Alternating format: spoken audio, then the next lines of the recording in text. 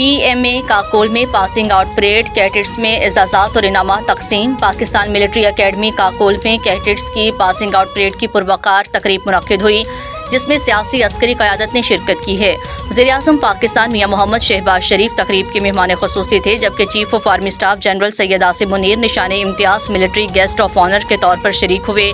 وزیر دفاع خواجہ محمد آصف، وزیر اطلاعات عطا اللہ تاڑڑ، غیر ملکی سفارتکار، اعلیٰ سول اور عسکری حکام بھی پاسنگ آؤٹ تقریب میں شریک ہوئے ہیں۔ Army chief general Syed Asim Munir کو تقریب میں آمد پر سلامی پیش کی گئی، جبکہ بغل بجا کر وزیر اعظم کی تقریب میں آمد کا اعلان کیا گیا اور شہباز شریف کو سلامی پیش کی گئی۔